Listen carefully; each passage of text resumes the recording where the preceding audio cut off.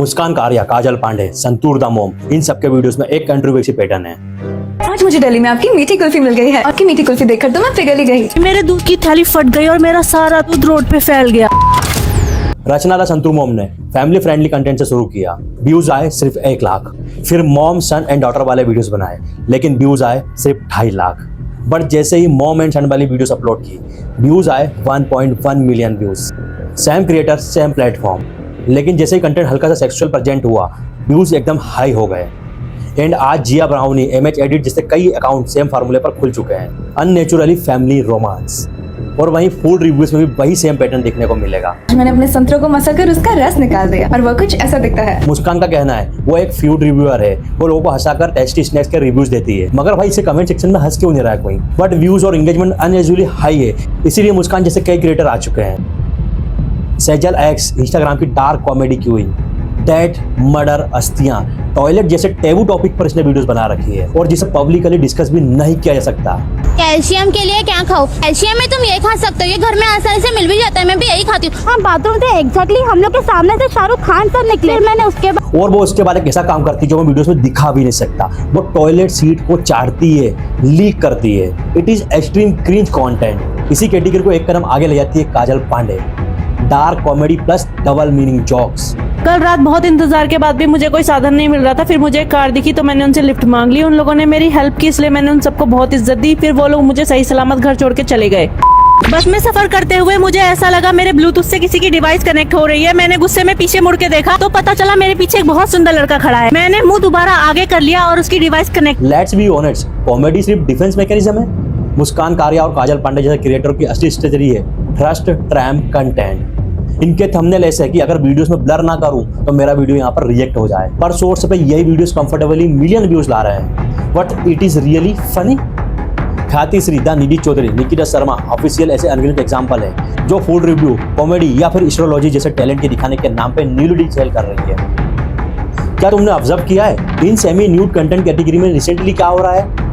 ये दोनों वीडियोस देखो और बताओ इन दोनों में क्या फर्क है। ये 2023 में पोस्ट की गई थी और ये 2025 में, जिसमें प्ले भी नहीं करना चाहता। बट माय पॉइंट इज सिर्फ 2 ही सालों में सेक्सुअलिज्म का एक्सलेशन देखो। Today semi nude content is no more semi nude. पहले इसे वल्गर डांस कंसिडर किया जाता था, मगर आज ये क्रिएटिव पब्लिक प्लेसेस में जाकर इस तरीके के डांस कंफर्टेबली कर लेते हैं। संतूर मॉम ने इस तरह की रील से शुरू किया, मगर आज माँ बेटे के रील्स यहाँ तक पहुँच चुके हैं। इनके मूव्स, बाथरूम का सेटअप और पीछे लगा सॉन्ग, सब कुछ इतना ज़्यादा सेक्सुअली है कि इंसान सबसे पहले डीपेस्ट वल्गर फ्रेंडशिप ट्रिगर हो जाए।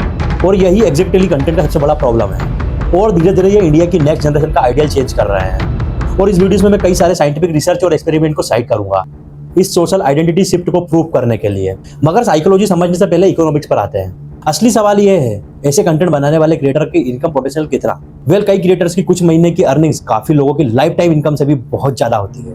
I will go in the numbers, but मैं खुद क्रिएटर हूँ and trust me when I say this genuine content creation literally like a full time business leads collaboration, branch tracking and promotions। काजल पांडे ने YouTube से शुरू किया। उसके initially videos normal थी, उसमें से एक वीडियो को करीब 66,000 व्यूज मिले। आती होंगी लड़कियां यहाँ पे नाचने, अपनी खूबसूरती दिखाने, मुझे क्या, मैं तो यहाँ पे लौंडेबाजी करने आती। लेकिन धीरे धीरे कंटेंट का टोन चेंज हुआ, double meaning jokes, semi nudity add हुआ और views, likes and specially shares बढ़ते गए। सेम विदासाना, पहले की कुछ नॉर्मल से वीडियोस पर 2000 से 2500 व्यूज मिले और उसके बाद जो कंटेंट आया उससे एंगेजमेंट एकदम हाई हो गया। सो सवाल ये है कि ये कोइंसिडेंस है या फिर सोशल मीडिया एप्स की डिजाइन? मेरे घर के बच्चे नहीं देख रहे इंस्टाग्राम, मुझे लाइक्स आए उसके थ्रू, अगर व्यूज मेरे अच्छे आ रहे तो मैं ब्रांड से मुंह खोल के पैसे मांग सकती हूँ। मेरे व्यूज ही नहीं आ रहे, ब्रांड क्यों देगा मुझे पैसे? के हिसाब से अगर इन्फ्लुएंसर के पास 1 मिलियन या उससे ज्यादा फॉलोवर्स है, so on an average sponsor post के 2 से 5 लाख रुपए, एक स्टोरी के 50,000 से 2 लाख रुपए एंड रील्स एंड कोलैब के रेट्स इससे भी ज्यादा हाई हो सकते हैं। मतलब सिर्फ 5 से 10 ब्रांड कैंपेन से ही इनकम पोटेंशियल 15 लाख या फिर उससे भी ज्यादा हो सकती है। और छोटे से क्रिएटर्स के लिए व्यूज या ब्रांड से ही नहीं, डायरेक्ट ऑडियंस से भी अर्निंग पॉसिबल है। फैन सब्सक्रिप्शन के थ्रू इन क्रिएटर के पेज को स्क्रॉल करो तो एक ऐसा मेंबर्स ओनली कंटेंट दिखेगा जिस पर ट्रस्ट एंड थंबनेल होंगे और इसे कोई भी एक्सेस कर सकता है सिर्फ महीने के 300 से 400 रुपए देकर।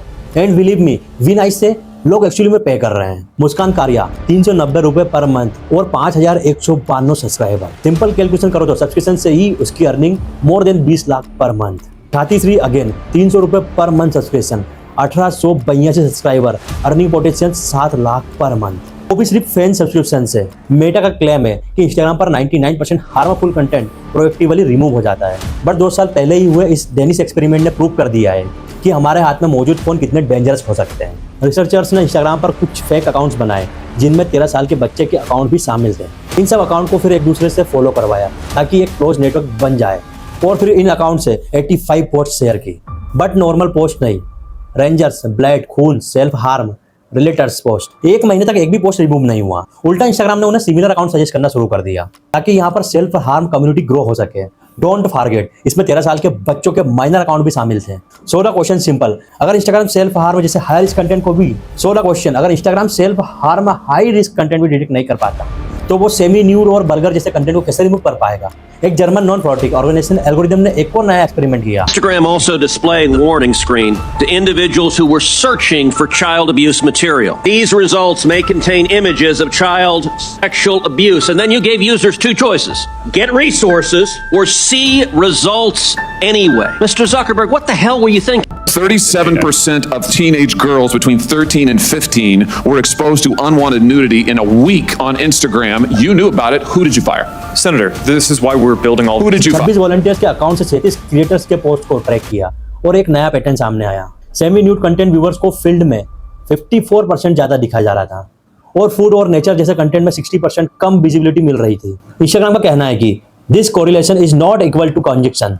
हमने इंस्टाग्राम के एल्गोरिदम को न्यूडिटी पोस्ट करने के लिए कोडेट नहीं किया है। But how does this matter? क्योंकि एल्गोरिदम कोडेड है सिर्फ एक ही भाषा समझने के लिए। एंगेजमेंट लुक सिंपल है। सेक्सुअली कंटेंट मींस नेचुरली ज्यादा engagement by people. Will means more views. ज्यादा व्यूज मतलब creator learn and out and therefore which is loop the intensity increases. Content become more sexual, more darker और इसे कहते हैं the racket impact. हर नई generation के creators को पिछले जनरेशन से ज्यादा एक्सट्रीम होना पड़ता है और वो भी सिर्फ नोटिस के लिए। Sexual around, disgust, cringe, instant laughter ऐसे emotional stream work on the platform. इसलिए जो क्रिएटर तुम्हें एक्सट्रीम लगते हैं उन्होंने एल्गोरिदम को रिवर्स इंजीनियर कर लिया है।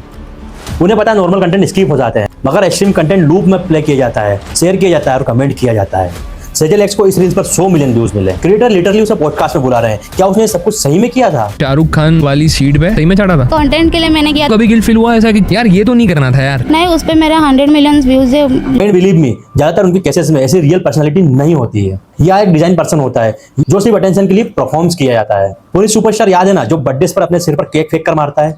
उसने कितने इंटरव्यूज में बताया है वो सिर्फ उसका एक कैरेक्टर था जिससे उसे काफी ज्यादा प्रॉफिट मिला। भाई एक केक काट रहे हैं, मान के चलो मैं 8 से 10,000 रुपए पे कर, मतलब 10,000 रुपए केक के हो गए। ठीक है, महीने की कितनी आप केक काट देते हो? काट देते हैं 35-40 केक तो काट ही देता हूँ। केक काटने के आप 4 लाख रुपए महीने कमा रहे हो भाई। बिल्कुल। यह एक बहुत पुराना फॉर्मूला है, कई क्रिएटर इसे कर चुके हैं। शॉर्ट पीरियड में पैसा कमाकर गायब। मैं जिस होटल में रुका हूँ वहाँ पर ये बनाना है और मुझे बनाना बेहद पसंद है।